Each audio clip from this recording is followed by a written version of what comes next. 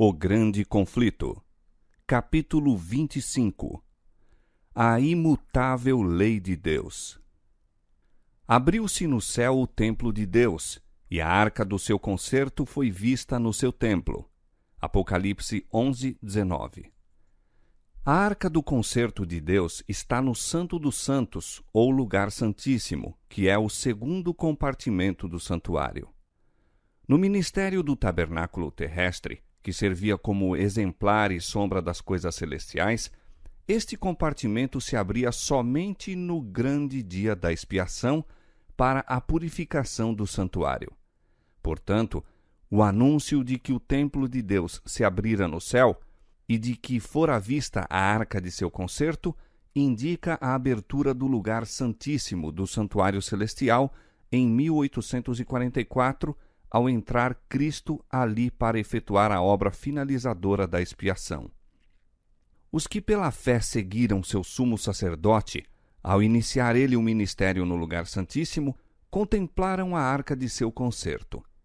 Como houvessem estudado o assunto do santuário, chegaram a compreender a mudança operada no ministério do Salvador e viram que ele agora oficiava diante da arca de Deus, pleiteando com seu sangue em favor dos pecadores. A arca do tabernáculo terrestre continha as 2 tábuas de pedra, sobre as quais se achavam inscritos os preceitos da lei de Deus. A arca era mero receptáculo das tábuas da lei, e a presença desses preceitos divinos é que lhe dava valor e santidade. Quando se abriu o templo de Deus no céu, foi vista a arca do seu testemunho.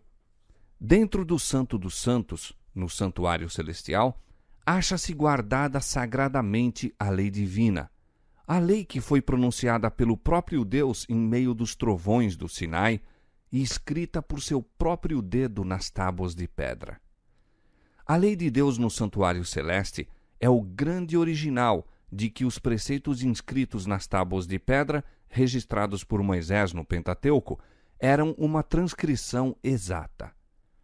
Os que chegaram à compreensão deste ponto importante foram assim levados a ver o caráter sagrado e imutável da lei divina. Viram, como nunca dantes, a força das palavras do Salvador. Até que o céu e a terra passem, nem um jota ou um tio se omitirá da lei. Mateus 5,18. A lei de Deus, sendo a revelação de sua vontade, a transcrição de seu caráter, deve permanecer para sempre como uma fiel testemunha no céu. Nenhum mandamento foi anulado, nenhum jota ou tio se mudou. Diz o salmista: para sempre, ó Senhor, a tua palavra permanece no céu. São fiéis todos os seus mandamentos, permanecem firmes para todo o sempre. Salmo 119, 89 e Salmo 111, versos 7 e 8. No próprio centro do Decálogo está o 4º mandamento, conforme foi a princípio proclamado. Lembra-te do dia do sábado para o santificar. 6 dias trabalharás e farás toda a tua obra, mas o 7º dia é o sábado do Senhor teu Deus. Não farás nenhuma obra, nem tu, nem teu filho, nem tua filha, nem o teu servo, nem a tua serva, nem o teu animal, nem o teu estrangeiro que está dentro das tuas portas. Porque em 6 dias fez o Senhor os céus e a terra, o mar e tudo que neles há, e ao 7º dia descansou. Portanto, abençoou o Senhor o dia do sábado e o santificou. Êxodo capítulo 20, versos 8 a 11. O Espírito de Deus tocou o coração dos que estudavam a sua palavra. Impressionava-os a convicção de que haviam ignorantemente transgredido este preceito, deixando de tomar em consideração o dia de repouso do Criador. Começaram a examinar as razões para a observância do 1º dia da semana em lugar do dia que Deus havia santificado. Não puderam achar nas Escrituras prova alguma de que o 4º mandamento tivesse sido abolido ou de que o sábado fora mudado. A bênção que a princípio aureolava o sétimo dia nunca fora removida. Sinceramente tinham estado a procurar conhecer e fazer a vontade de Deus. Agora, como se vissem transgressores de sua lei, encheu-se-lhes o coração de tristeza e manifestaram lealdade para com Deus, santificando o seu sábado.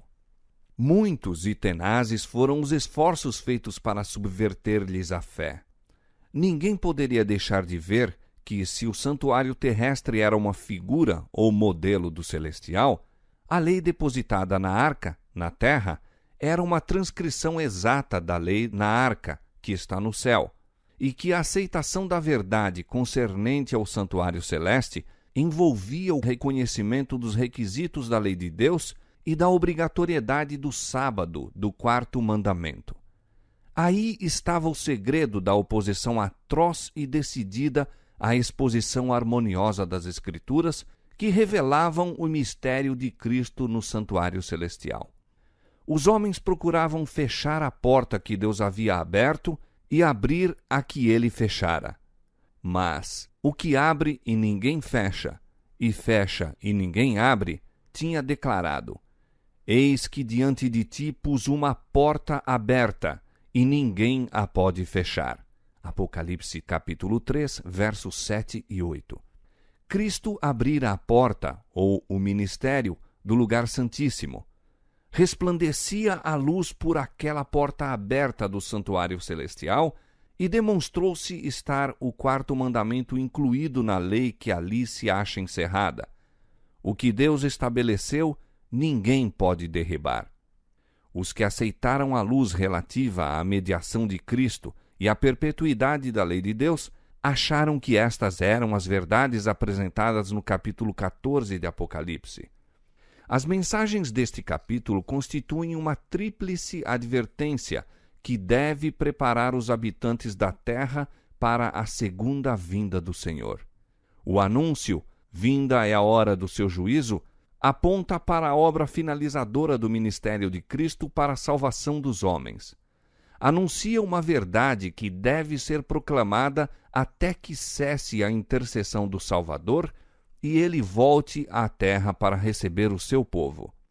A obra do juízo, que começou em 1844, deve continuar até que os casos de todos estejam decididos, tanto dos vivos como dos mortos. Disso se conclui que ela se estenderá até ao final do tempo de graça para a humanidade.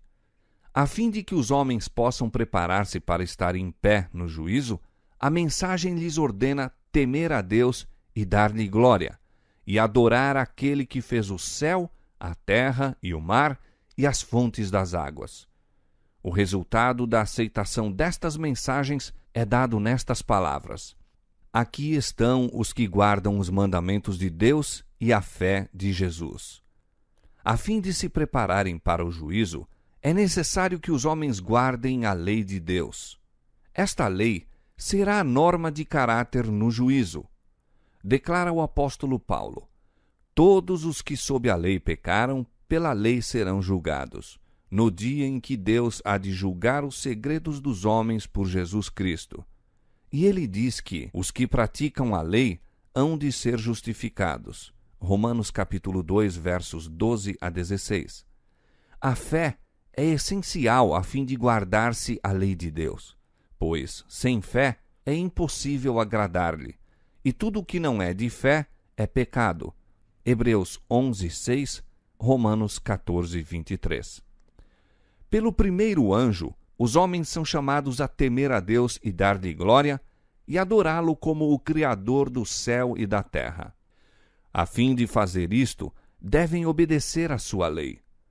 Diz Salomão: Teme a Deus e guarda os seus mandamentos, porque este é o dever de todo homem. Eclesiastes 12, 13.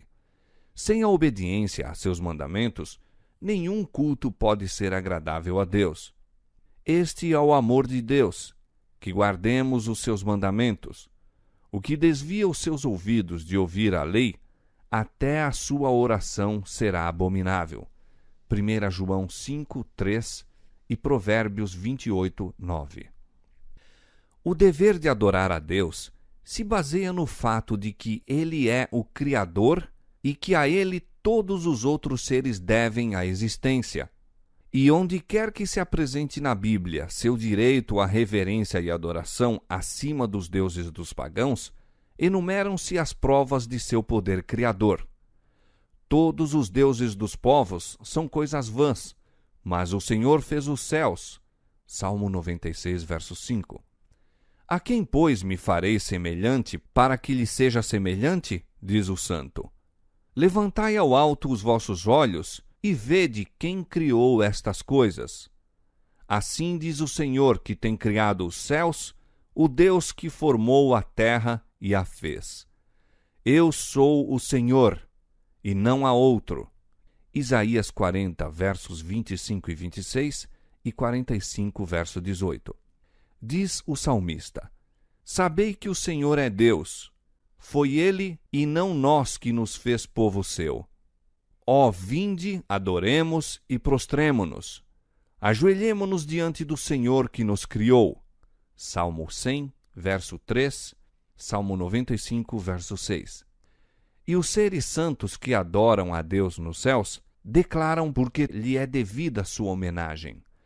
Digno és, Senhor, de receber glória e honra e poder, porque tu criaste todas as coisas. Apocalipse 4, 11. No capítulo 14 de Apocalipse, os homens são convidados a adorar o Criador. E a profecia revela uma classe de pessoas que, como resultado da tríplice mensagem, observam os mandamentos de Deus. Um desses mandamentos aponta diretamente para Deus como sendo o Criador. O quarto preceito declara: O sétimo dia é o sábado do Senhor teu Deus, porque em 6 dias fez o Senhor os céus e a terra, o mar e tudo que neles há, e ao sétimo dia descansou. Portanto, abençoou o Senhor o dia do sábado e o santificou. Êxodo capítulo 20, versos 10 e 11.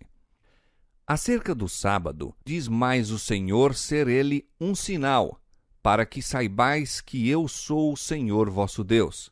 Ezequiel capítulo 20, verso 20. E a razão apresentada é: porque em 6 dias fez o Senhor os céus e a terra, e ao sétimo dia descansou e restaurou-se.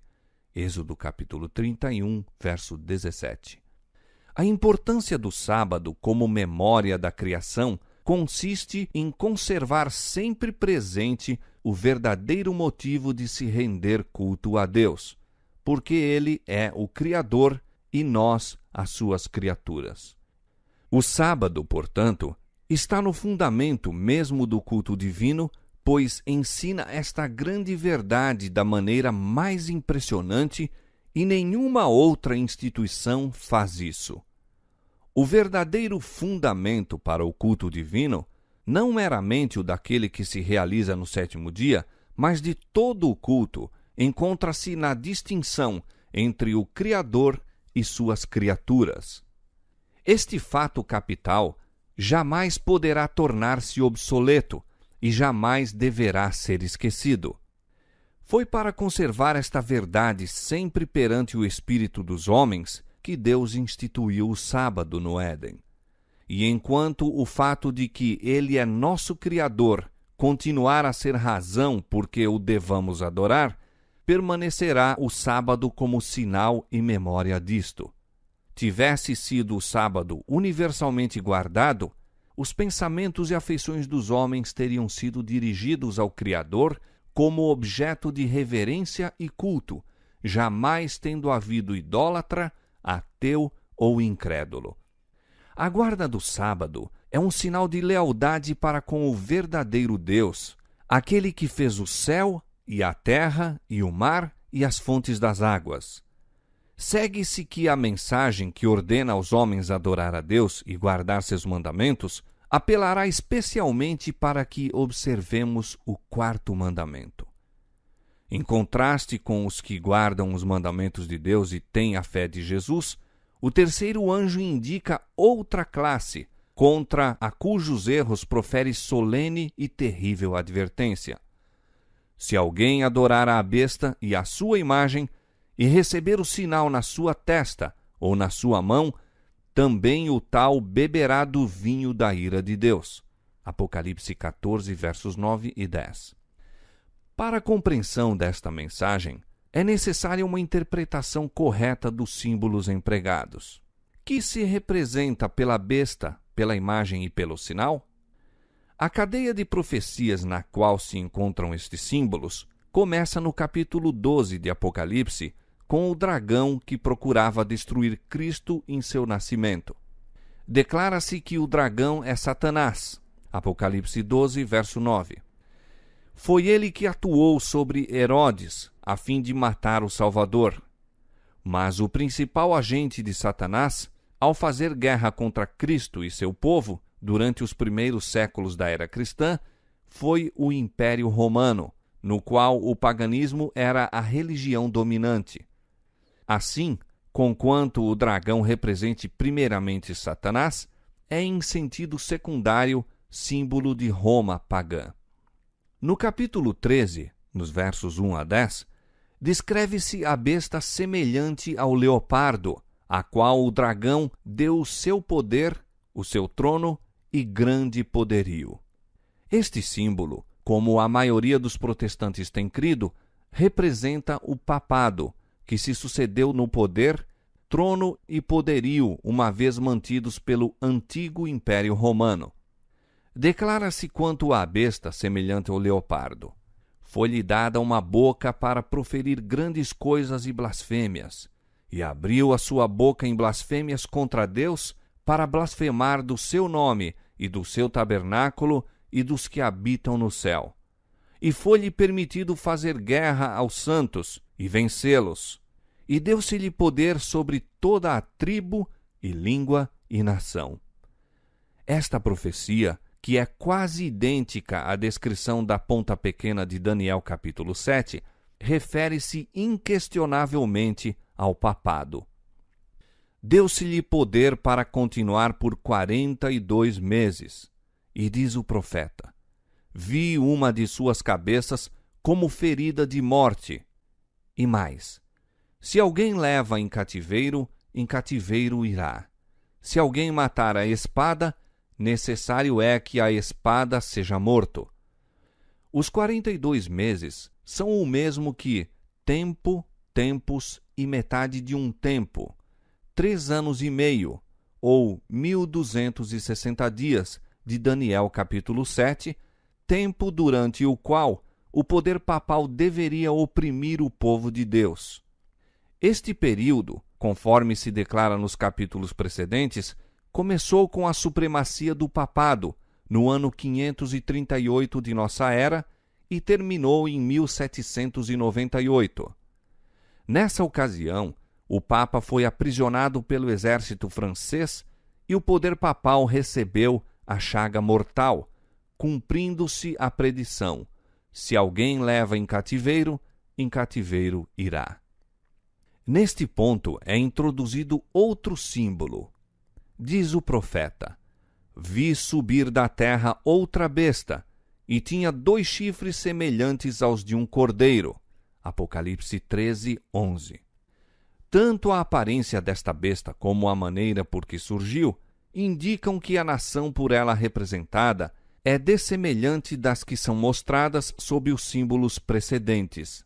Os grandes reinos que têm governado o mundo foram apresentados ao profeta Daniel como feras rapinantes que surgiam quando os 4 ventos do céu combatiam no mar grande. Daniel capítulo 7, verso 2. Em Apocalipse capítulo 17, no verso 15, um anjo explicou que águas representam povos e multidões e nações e línguas. Ventos são símbolos de contendas. Os 4 ventos do céu a combaterem no mar grande representam as terríveis cenas de conquista e revolução pelas quais os reinos têm atingido o poder. Mas a besta de cornos semelhantes aos do cordeiro foi vista a subir da terra. Em vez de subverter outras potências para estabelecer-se, A nação assim representada deve surgir em território anteriormente desocupado, crescendo gradual e pacificamente. Não poderia, pois, surgir entre as nacionalidades populosas e agitadas do velho mundo, esse mar turbulento de povos e multidões e nações e línguas. Deve ser procurada no Ocidente. Que nação do Novo Mundo se achava em 1798 ascendendo ao poder, apresentando indícios de força e grandeza e atraindo a atenção do mundo? A aplicação do símbolo não admite dúvidas. Uma nação, e apenas uma, satisfaz as especificações desta profecia. Esta aponta insofismavelmente para os Estados Unidos da América do Norte. Reiteradas vezes, ao descreverem a origem e o crescimento desta nação, oradores e escritores têm emitido inconscientemente o mesmo pensamento e quase que empregado as mesmas palavras do escritor sagrado. A besta foi vista a subir da terra. E segundo os tradutores, a palavra aqui traduzida subir significa literalmente crescer ou brotar como uma planta. E, como vimos, a nação deveria surgir em território previamente desocupado. Escritor preeminente descrevendo a origem dos Estados Unidos fala do mistério de sua procedência do nada. Diz: semelhando à semente silenciosa, desenvolvemo-nos em império. Um jornal europeu, em 1850, referiu-se aos Estados Unidos como um império maravilhoso que estava emergindo e no silêncio da terra aumentando diariamente seu poder e orgulho. Eduardo Everett, em discurso sobre os peregrinos fundadores desta nação, disse: procuraram um local afastado, inofensivo por sua obscuridade e seguro pela distância, onde a pequenina igreja de Leiden pudesse gozar de liberdade de consciência? Eis as imensas regiões sobre as quais, em conquista pacífica, implantaram os estandartes da cruz. E tinha 2 chifres semelhantes aos de um cordeiro. Os cornos semelhantes aos do cordeiro indicam juventude, inocência e brandura, o que apropriadamente representa o caráter dos Estados Unidos quando apresentados ao profeta como estando a subir, em 1798. Entre os exilados cristãos que primeiro fugiram para a América e buscaram asilo contra a opressão real e a intolerância dos sacerdotes, muitos havia que se decidiram a estabelecer um governo sobre o amplo fundamento da liberdade civil e religiosa. Suas ideias tiveram guarida na Declaração da Independência, que estabeleceu a grande verdade de que todos os homens são criados iguais e dotados de inalienável direito à vida, liberdade e procura de felicidade. E a Constituição garante ao povo o direito de governar-se a si próprio, estipulando que os representantes eleitos pelo voto do povo façam e administrem as leis. Foi também conhecida a liberdade de fé religiosa, sendo permitido a todo homem adorar a Deus segundo os ditames de sua consciência. Republicanismo e protestantismo tornaram-se os princípios fundamentais da nação. Estes princípios são o segredo de seu poder e prosperidade. Os oprimidos e conculcados de toda a cristandade têm se volvido para esta terra com interesse e esperança. Milhões têm aportado às suas praias e os Estados Unidos alcançaram lugar entre as mais poderosas nações da terra. Mas a besta de cornos semelhantes aos do cordeiro falava como o dragão, e exerce todo o poder da primeira besta na sua presença, e faz que a terra e os que nela habitam adorem a primeira besta, cuja chaga mortal foi curada, e dizendo aos que habitam na terra que fizessem uma imagem à besta que recebera a ferida da espada e vivia. Apocalipse capítulo 13, versos 11 a 14. Os cornos semelhantes aos do cordeiro e a voz de dragão deste símbolo indicam contradição flagrante entre o que professa e pratica a nação assim representada. A fala da nação são os atos de suas autoridades legislativas e judiciárias. Por esses atos, desmentirá os princípios liberais e pacíficos que estabeleceu como fundamento de sua política. A predição de falar como o dragão e exercer todo o poder da primeira besta claramente anuncia o desenvolvimento do espírito de intolerância e perseguição que manifestaram as nações representadas pelo dragão e pela besta semelhante ao leopardo. E a declaração de que a besta de 2 cornos faz com que a terra e os que nela habitam adorem a primeira besta, indica que a autoridade desta nação deve ser exercida impondo ela alguma observância que constituirá ato de homenagem ao papado. Semelhante atitude seria abertamente contrária aos princípios deste governo, ao espírito de suas instituições livres, às afirmações insofismáveis e solenes da Declaração da Independência e à Constituição. Os fundadores da nação procuraram sabiamente prevenir o emprego do poder secular por parte da Igreja, com seu inevitável resultado, intolerância e perseguição.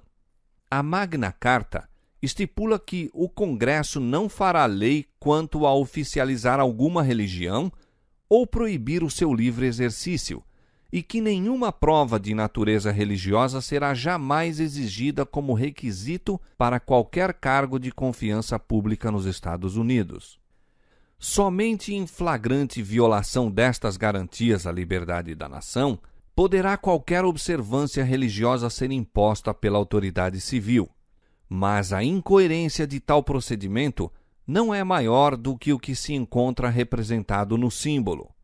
É a besta de cornos semelhantes aos do cordeiro, professando-se pura, suave e inofensiva, que fala como dragão. Dizendo aos que habitam na terra que fizessem uma imagem à besta. Aqui se representa claramente a forma de governo em que o poder legislativo emana do povo. Uma prova das mais convincentes de que os Estados Unidos são a nação indicada na profecia.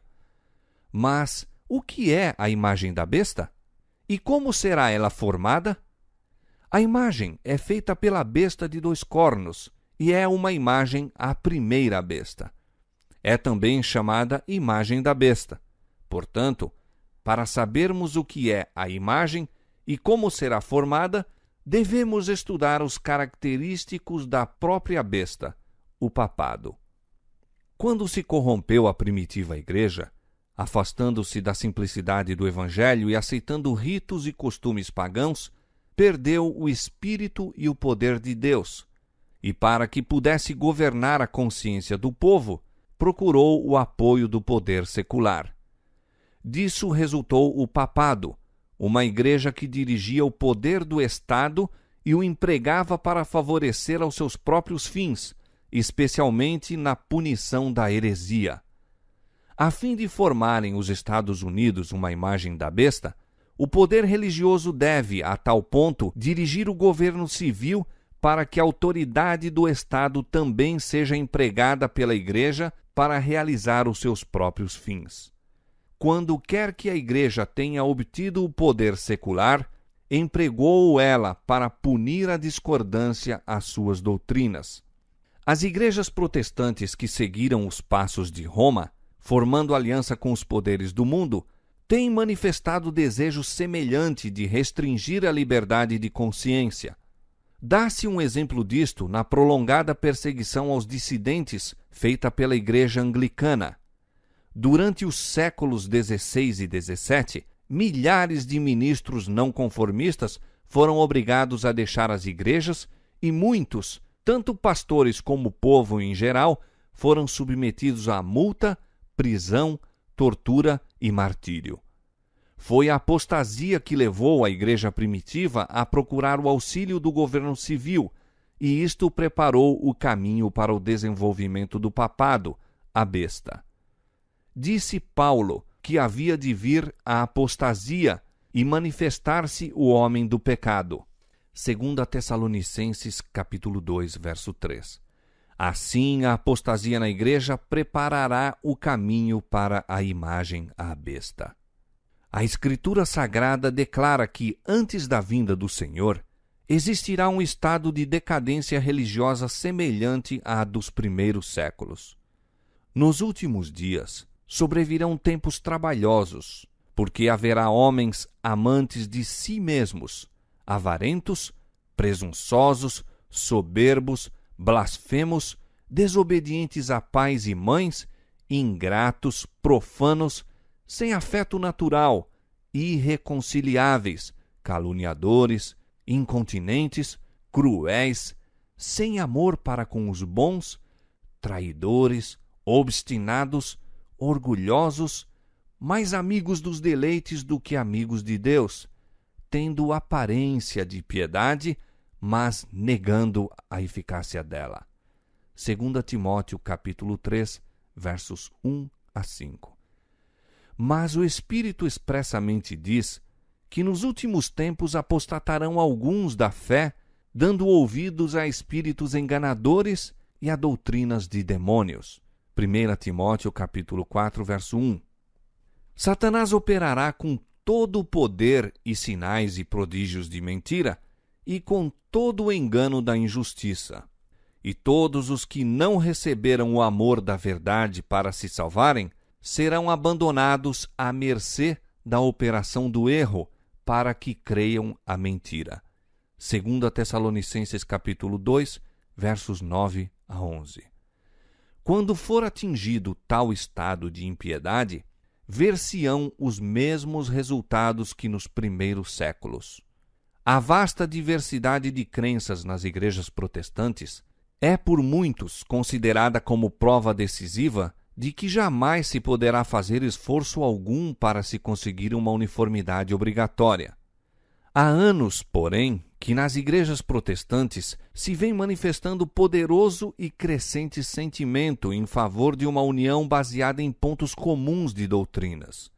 Para conseguir tal união, deve-se necessariamente evitar toda discussão de assuntos em que não estejam todos de acordo, independentemente de sua importância do ponto de vista bíblico.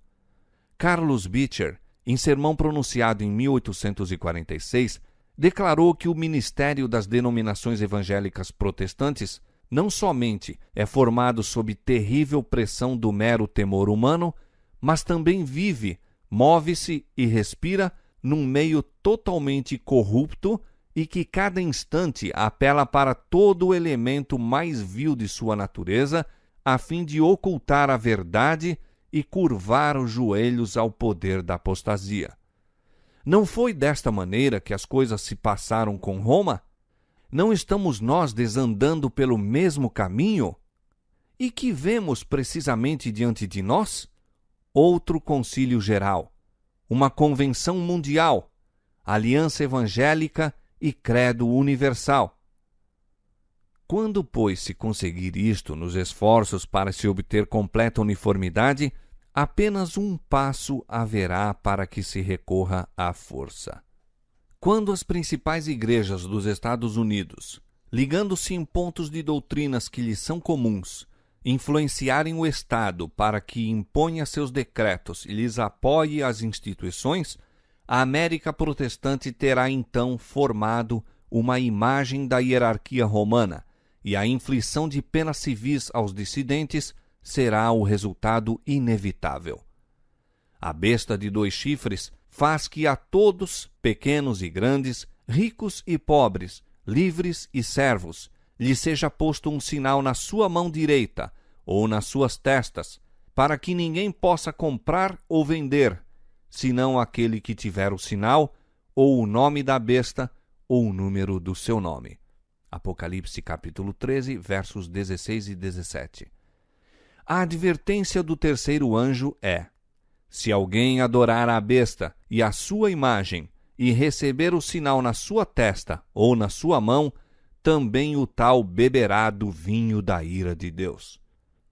A besta, mencionada nesta mensagem, cuja adoração é imposta pela besta de 2 cornos, é a primeira, ou a besta semelhante ao leopardo do capítulo 13 do Apocalipse, o papado. A imagem da besta representa a forma de protestantismo apóstata que se desenvolverá quando as igrejas protestantes buscarem o auxílio do poder civil para a imposição de seus dogmas. Resta definir ainda o sinal da besta. Depois da advertência contra o culto à besta e sua imagem, declara a profecia: aqui estão os que guardam os mandamentos de Deus e a fé de Jesus.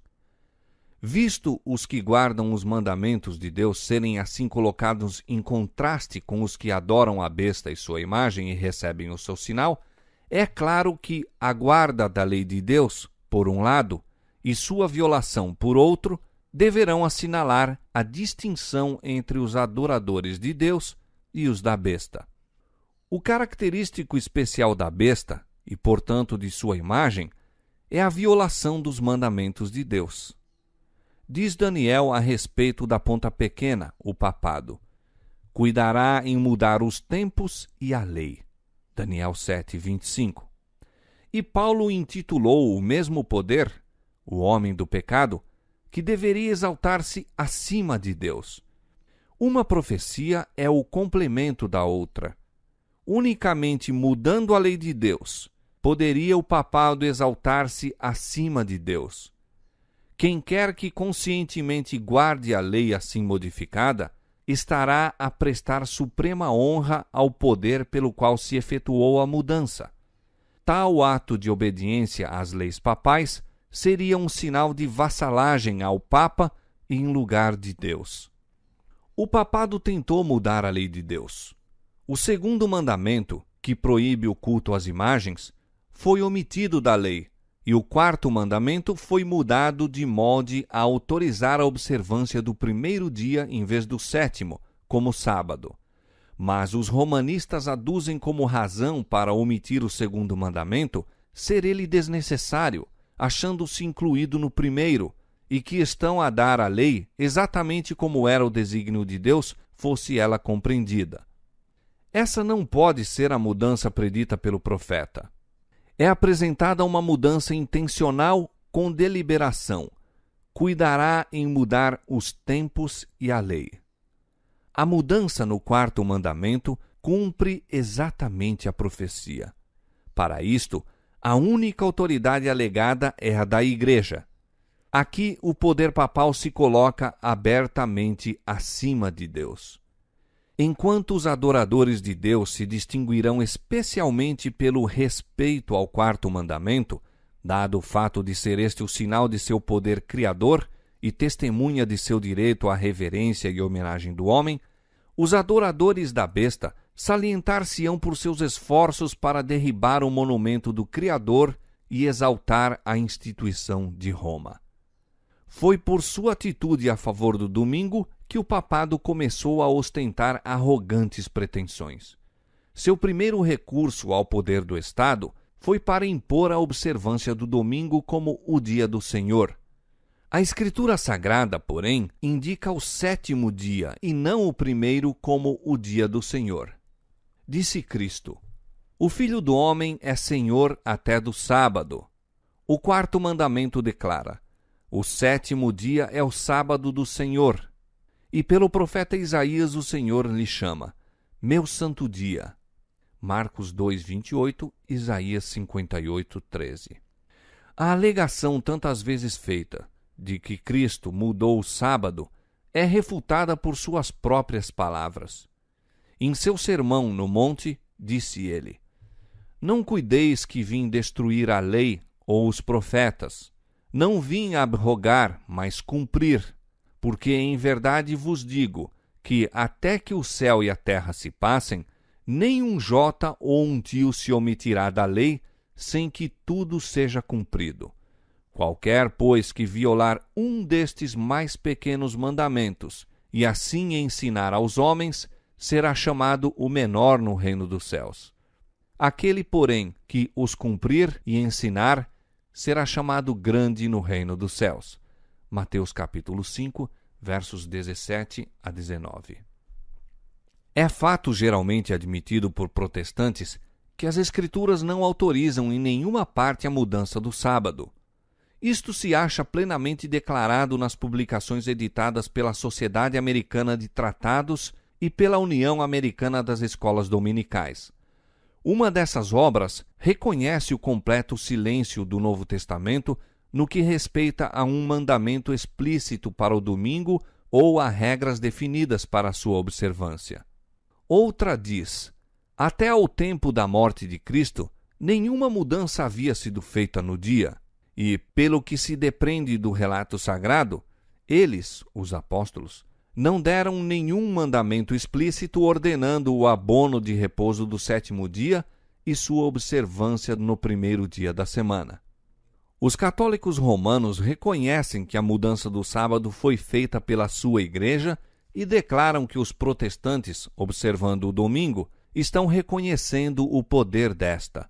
No Catecismo Católico da Religião Cristã, em resposta a uma pergunta sobre o dia a ser observado em obediência ao quarto mandamento, faz-se esta declaração: enquanto vigorou a antiga lei, o sábado era o dia santificado, mas a Igreja, instruída por Jesus Cristo e dirigida pelo Espírito de Deus, substituiu o sábado pelo domingo. Assim, santificamos agora o primeiro dia e não o sétimo. Domingo quer dizer, e agora é, dia do Senhor. Como sinal da autoridade da Igreja Católica, os escritos romanistas citam o próprio ato da mudança do sábado para o domingo que os protestantes admitem, porque, guardando o domingo, reconhecem o poder da Igreja para ordenar dias santos e impor sua observância sob pena de incorrer em pecado. Que é, pois, a mudança do sábado, senão o sinal da autoridade da Igreja de Roma ou o sinal da besta? A Igreja de Roma não renunciou às suas pretensões à supremacia. E se o mundo e as igrejas protestantes aceitam um dia de repouso de sua criação, ao mesmo tempo em que rejeitam o sábado bíblico, acatam virtualmente estas pretensões. Podem alegar a autoridade da tradição e dos pais da igreja para a mudança, mas assim fazendo, ignoram o próprio princípio que os separa de Roma, de que a Bíblia, e a Bíblia só, é a religião dos protestantes. Os romanistas podem ver que estão enganando a si mesmos, fechando voluntariamente os olhos para os fatos em relação ao caso. À medida que ganha terreno o movimento em favor do repouso dominical obrigatório, eles se regozijam, na certeza de que, por fim, todo o mundo protestante será reunido sob a bandeira de Roma. Os romanistas declaram que a observância do domingo pelos protestantes é uma homenagem que prestam, malgrado seu, à autoridade da Igreja Católica. A imposição da guarda do domingo por parte das igrejas protestantes é uma obrigatoriedade do culto ao papado, à besta. Os que, compreendendo as exigências do quarto mandamento, preferem observar o sábado espúrio em lugar do verdadeiro, estão desta maneira a prestar homenagem ao poder pelo qual somente é ele ordenado. Mas no próprio ato de impor um dever religioso por meio do poder secular, formariam as igrejas mesmas uma imagem à besta. Daí a obrigatoriedade da guarda do domingo nos Estados Unidos equivaler a impor a adoração à besta e à sua imagem. Mas os cristãos das gerações passadas observavam o domingo supondo que, em assim fazendo, estavam a guardar o sábado bíblico. E hoje existem verdadeiros cristãos em todas as igrejas, não excetuando a comunhão católica romana, que creem sinceramente ser o domingo o dia de repouso divinamente instituído. Deus aceita a sinceridade de propósito de tais pessoas e sua integridade. Quando, porém, a observância do domingo for imposta por lei e o mundo for esclarecido relativamente à obrigação do verdadeiro sábado, quem, então, transgredir o mandamento de Deus para obedecer a um preceito que não tem maior autoridade que a de Roma, honrará desta maneira ao papado mais do que a Deus. prestará homenagem a Roma e ao poder que impõe a instituição que Roma ordenou. Adorará a besta e a sua imagem. Ao rejeitarem os homens a instituição que Deus declarou ser o sinal de sua autoridade e honrarem em seu lugar a que Roma escolheu como sinal de sua supremacia, aceitarão, de fato, o sinal de fidelidade para com Roma, o sinal da besta. E somente depois que esta situação esteja assim plenamente exposta perante o povo, e este seja levado a optar entre os mandamentos de Deus e os dos homens, é que então aqueles que continuam a transgredir hão de receber o sinal da besta. A mais terrível ameaça que já foi dirigida aos mortais acha-se contida na mensagem do terceiro anjo. Deverá ser um terrível pecado que acarretará a ira de Deus sem mistura de misericórdia. Os homens não devem ser deixados em trevas quanto a este importante assunto. A advertência contra tal pecado deve ser dada ao mundo antes da visitação dos juízos de Deus, a fim de que todos possam saber por que esses juízos são infligidos e tenham oportunidade de escapar. A profecia declara que o primeiro anjo faria o anúncio a toda a nação e tribo e língua e povo. A advertência do terceiro anjo, que faz parte da mesma tríplice mensagem, deve ser não menos difundida. É apresentada na profecia como sendo proclamada com grande voz por um anjo voando pelo meio do céu e se imporá à atenção do mundo. No desfecho desta controvérsia, toda a cristandade estará dividida em duas grandes classes: os que guardam os mandamentos de Deus e a fé de Jesus, e os que adoram a besta e sua imagem e recebem o seu sinal. Se bem que a Igreja e o Estado reúnam o seu poder a fim de obrigar a todos, pequenos e grandes, ricos e pobres, livres e servos, a receberem o sinal da besta, o povo de Deus, no entanto, não o receberá. O profeta de Patmos contempla os que saíram vitoriosos da besta e da sua imagem, e do seu sinal e do número do seu nome, que estavam junto ao mar de vidro e tinham as harpas de Deus, e cantavam o cântico de Moisés e o cântico do Cordeiro. Apocalipse capítulo 15, versos 2 e 3.